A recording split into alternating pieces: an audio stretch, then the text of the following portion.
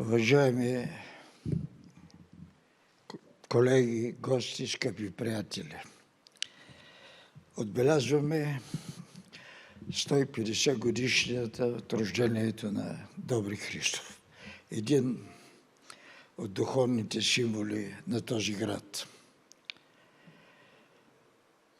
Когато Добри Христов започва своя път като музикант, като композитор, в България няма нищо, в буквалния смисъл нищо. На 3 март 1878 година,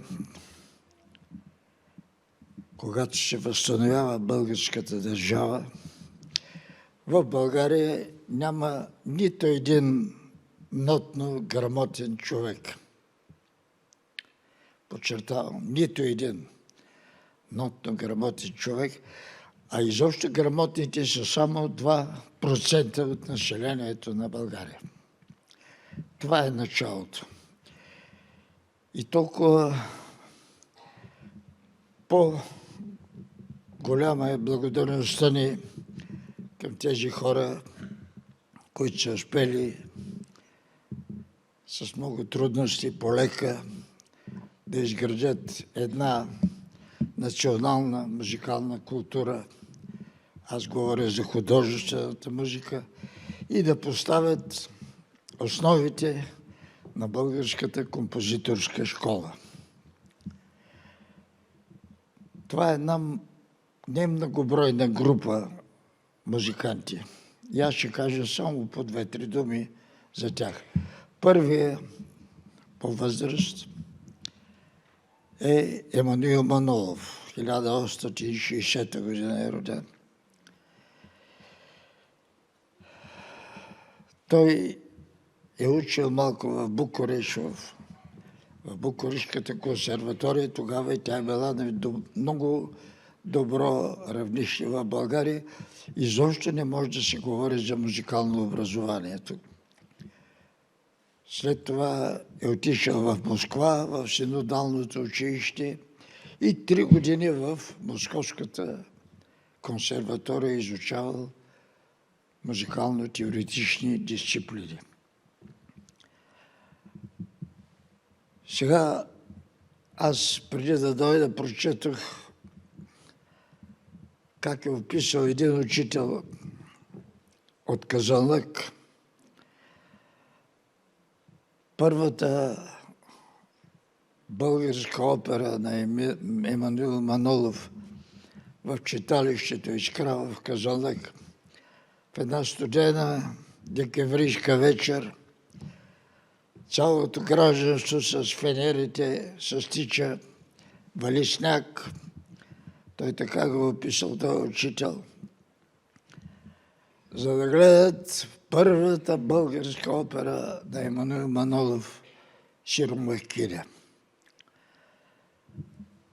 Той преди това е написал една малка сценка, то е било нещо като, нарекол го и сълзи и смях.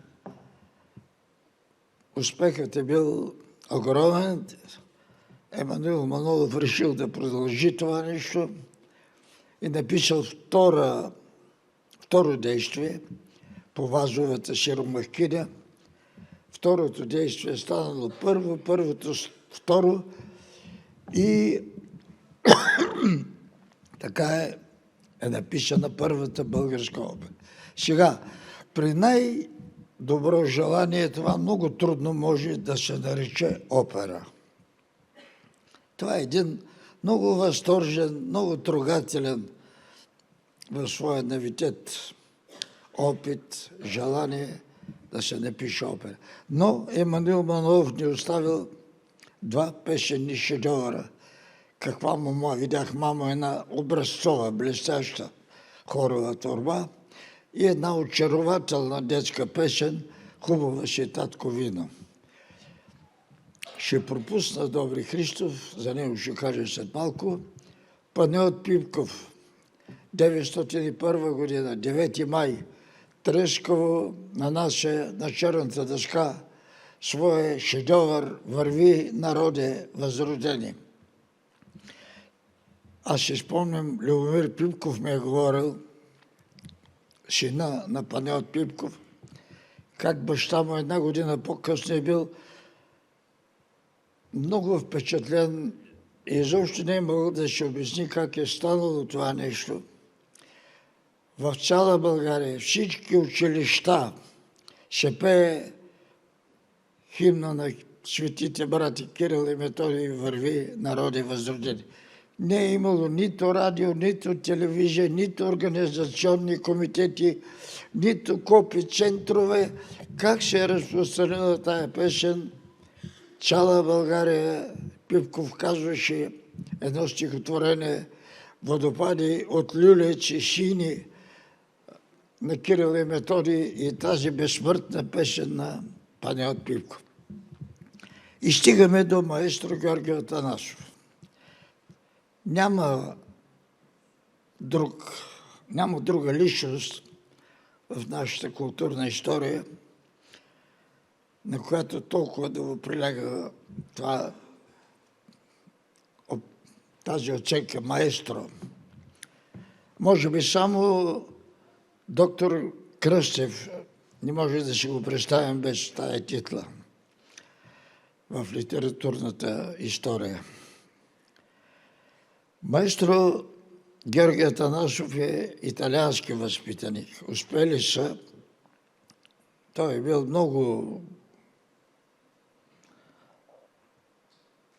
много беден, останал сирак и се е борил през целия си живот с тая немотия, но са успели да му намерят една стипендия и са го изпратили в музикалния лицей в Пезаро, в Италия.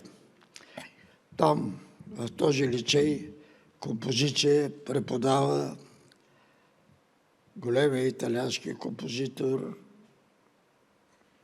автора на Палячи Маскани, Петро Маскани. Петро Маскани е написал 17 опери, те са заминали, но има един безсмъртен шедьовър, това е неговата опера "Селска чест", която наистина явно маестро Атанасов е бил много повлиян от тази италианска оперна традиция. Връщайки се в България, ще пропусна първата му опера "Борислав", която е по драмата на Иван Вазов, но втората опера "Гергана" е с едно много добре направено либрето, което е бил големия проблем. Той и до сега си е проблем на всички опери. Едно много стройно, много сръчно направено либрето, върху което маестро Атанасов е изградил своята оперна класика "Гергана". Другата му опера е "Запусталата воденица", един приказно фантастичен сюжет. Третата е "Цвета". Тя продължава това, което е направила в Гергана.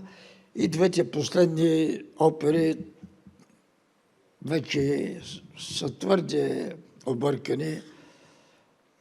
"Косъра" е върху един сюжет за времето на Самуил, "Алчик" е още по-объркано либрето от времето на покръстването на българите от княз Борис I.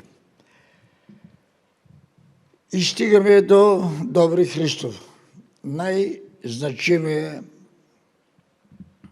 композитор от това поколение български композитори.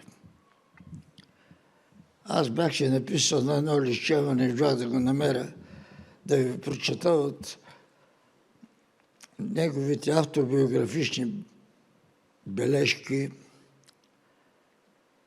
как е тичал тук подир духовата музика да слуша.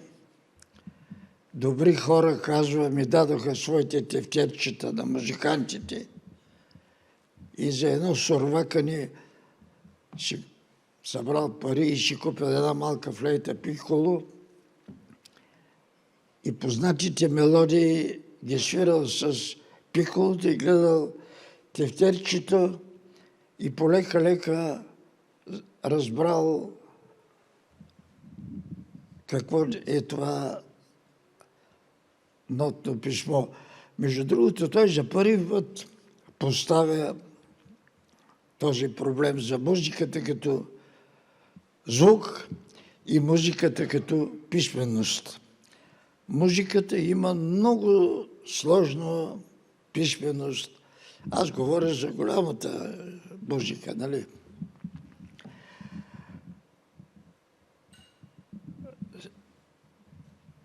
Сега той завършва гимназия, дирижира тук хора гусла на певческото дружество. Бил е изключително популярен в този град, във Варна. И обаче много добре е съзнавал, че музикалното му образование е никакво. Е искал да учи в чужбина. Кандидатствал, обявили са конкурс за стипендия в Пражската консерватория, той се явява, но не го одобрили, вземали някакъв друг, който никой не му знае името. Много често така става в живота. Този, който ни трябва, той заминава. И тук големия жест на варненската общественост. Всички се обединяват в желанието, че да му помогнат. Общината намира начин да намери, да осигури стипендия. И Добри Христов 3 години учи в Пражската консерватория. Той се е явил там без да кандидатства. Той просто е записан в класа на Антонин Дворжак. Вижте, аз не искам да поставям такъв проблем, но нека ще малко се спекулира с това име на Дворжак. Нали? Дворжак тогава тъкмо по товареви се е върнал от Америка, където е работил 10 години. Написал е своята последна симфония из Новия свят. Пристига в Прага, станал е ректор на академията, 2 пъти е ходил до Петербург. Имало една невероятна група от композитори, значи Дворжак, Чайковски и Брамс, които са били много близки приятели. Така че едва ли Антони Дворжак е имал толкова време да се занимава със своите студенти. Но Прага е един изключителен музикален център. Нека да не забравяме, че когато стават разправиите с Амадеус във Виена, кой го кани? Прага. Дават му много пари, за да напише опера. И той създава безсмъртния си шедьовър Дон Жуан и го дирижира в Прага. Така че там образованието на изключително високо равнище, има голяма опера, играна е вече продадена невеста на Сметана. Точно по времето на Добри Христов той гледа Кача и дявол от една опера, която и тук беше поставена във Варна на времето. И разбира се, по времето също на престоя на Добри Христов в Прага, той слуша безсмъртния шедьовър на Дворжак, операта Русалка. Така че това е важното. Впечатленията, културните равнища на този град. Завършва образованието си, връща се пак във Варна, пак учителства, обявява се конкурса за написване на увертюра за откриването на Народния театър Иван Вазов. Той тогава не е бил Иван Вазов, само Народния театър. Спечелва наградата. Тази награда му осигурява преместване в София. И там вече една много сериозна музикална кариера. Той започва да ръководи хор Гусла, създава в трета мъжка гимназия, бил преподавател, малко директор на частното музикално училище и вече от 1921 година, когато се създава музикалната академия, той е поканен за преподавател. А от 30-та година вече е редовен професор по композиция. Най-голямата оценка, която аз съм чувал за Добри Христов, е направил един учител по музика от Банско, Атанас Белев. Той казва така: Добри Христов е учителя на всички учители по музика в България. От тази по-точна оценка аз не съм чувал за Добри Христов. Той е и учителя, професора по композиция на нашите класици, дали Владигеров, Мишелин Страдов, Марин Големинов, Парашкев Хаджиев. И аз съм свидетел как с каква любов, уважение всички те говориха за своя учител. Стигаме до един много тъжен край. На 29 декември 1941 година се устройва юбилеен концерт, с който се отбелязва 65 годишнината на Добри Христов и 40 годишна музикална дейност.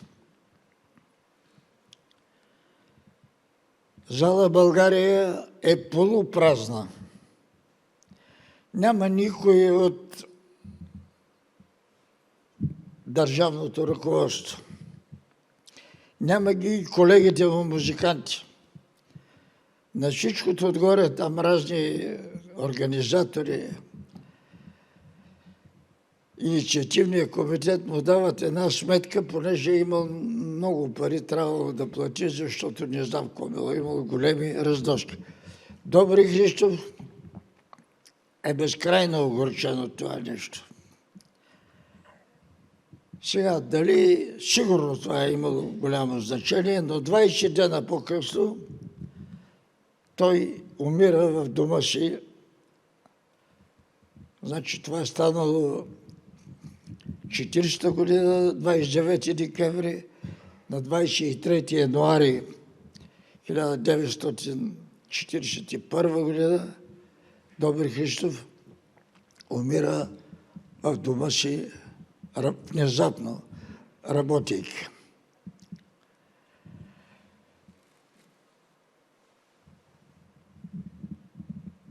Сега ние се постарахме да подредим една програма, разнообразна, с много, ама много добри изпълнители. Аз няма да ги изрежем, защото тя ги има в програмата. Двама прекрасни певци от операта, Илинка Стоянова и Гео Чубанов, Звезделина Тодорова от музикалното училище, то е Национално училище по изкуство. Два великолепни хора. Хора на момчетата и младежите с диригент Дарина Кроснева и детския хор Добри Христов. Ние поканихме и оркестър Симфонията, заедно с хоровите. Ще бъде изпълнена тази героична увертюра Ивайло, написана за откриването на Народния театър в София, и една последна пиеса Китни гости и коледари. Това е едно напомняне, последната пиеса Китни гости, коледари, да не се забравя тази прекрасна традиция. Аз мисля, че няма по-поетично наименование от това, което са измислили нашите първомайстори. Китка. Това не е шиита, разбирате ли? Това е нанис от песни. Тук има много големи образци. Специално аз поставям най-високо двете шиити на Димитър Ненов, един голям композитор, Коледа и Тракия. Желая ви приятно слушане на тези чудесни изпълнители. Надявам се, че ви доставят само хубави моменти от този концерт. Благодаря ви.